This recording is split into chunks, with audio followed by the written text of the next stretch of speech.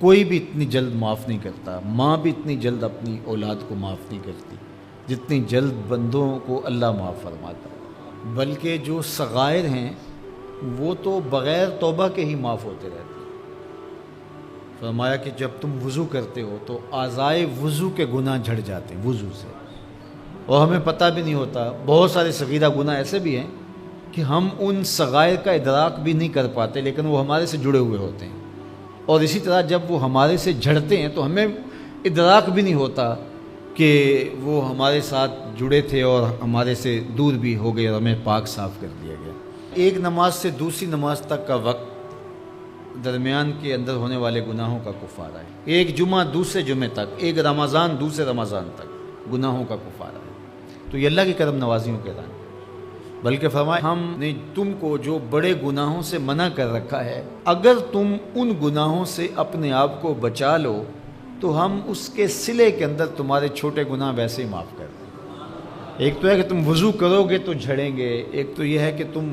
کچھ اعمال کرو گے تو اس کی برکت سے یہ گناہ ساتھ جھڑ جائیں گے، لیکن اگر تم بڑے گناہوں سے بچتے رہو گے تو ہم تمہاری اس بات کا اعزاز تمہیں دیتے ہوئے کہ تمہیں اللہ کے حکم کا پاس ہے اور تم بڑے گناہوں سے بچ رہے ہو، اور جو چھوٹے گناہ تم سے سرزد ہو گئے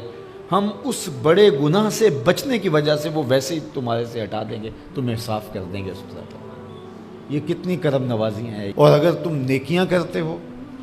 تو نیکی بھی تمہارے گناہ کو مٹا دیتی ہے۔ اللہ کے محبوب علیہ السلام نے جو 3 وصیتیں کی تھی تو ان میں سے ایک وصیت یہ تھی کہ گناہ تم سے سرزد ہو جائے تو اس کے بعد تم نیکی کرو، کیوں؟ تم ہوہا، جو نیکی ہے وہ گناہ کو مٹا ڈالے گی۔ یہ کیسا اس کا الوہی انتظام ہے کہ ہمارے گناہوں کو مٹانے کے لیے کتنے سامان رکھیں۔ چھوٹے گناہ سرزد ہو گئے ہیں تو وضو کرنے سے، نماز ادا کرنے سے معاف ہو گئے، صدقہ کرنے سے معاف ہو گئے، کسی کو مسکرا کر ملنے سے معاف ہو گئے، رستے میں پڑی ہوئی چیز ہٹا دی تو اس سے معافی ہو گئی، دروشی پڑا تو گناہ معاف ہو گئے اور خطائیں دھل گئیں اور درجات بلند ہو گئے، اور نیکی کی تو 7 گناہ بھی معاف ہو گئے۔ تو باقی رہی بات کہ کبیرہ گناہ، بڑی بڑی باتیں، تو شرک سے بڑی بات تو کوئی نہیں ہے، سب سے بڑا گناہ تو شرک ہے، لیکن اگر بندہ توبہ کر لیتا ہے تو اللہ شرک کو بھی معاف کر دے۔ ایمان شرک سے برات کا اظہار ہے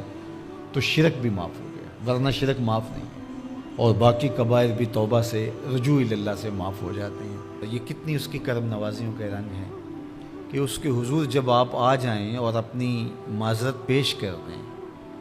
تو وہ بندے کو شرمندہ نہیں کرتا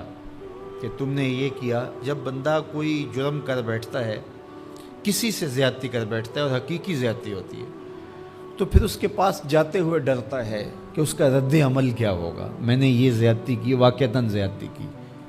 اب اس کا سامنا کرتے ہوئے ڈرتا ہے کہ جب میں جاؤں گا معاف کرے گا نہیں کرے گا، دونوں امکان ہوتے ہیں۔ پھر معاف کرے گا تو کتنا رگیدے گا، مجھے کتنا احساس دلائے گا، اور اس کے بعد معاف کرے گا، تو بندے کے قدم اٹھتے بھی ہیں اور کئی وسواس اس کے ساتھ جڑے ہوئے ہوتے ہیں کہ معافی ہوگی یا نہیں ہوگی، اور میری تذلیل ہوگی یا میری کیا صورتحال ہوگی۔ کسی سے بھی معافی مانگتے ہوئے اسی لیے لوگ اڑ جاتے ہیں۔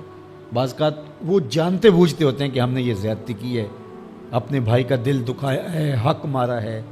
زیادتی کی ہے، لیکن وہ اس احساس سے بچنے کے لیے تو پھر آہستہ آہستہ آہستہ آہستہ وہ اس کے عادی ہو جاتے ہیں۔ لیکن آپ اور میں گناہ کرتے ہیں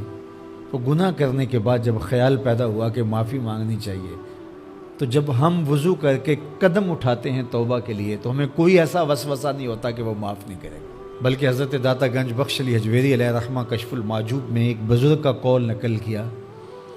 کہ جس نے توبہ کی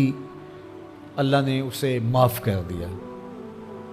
تو پھر ایک دوسرے بزرگ کا قول پیش کیا، کہا نہیں ایسا نہیں ہے کہ جس نے توبہ کی اللہ نے اسے معاف کر دیا، بلکہ یہ ہے کہ جس کو اللہ نے معاف کرنا تھا اس کو توبہ کی توفیق دے دی۔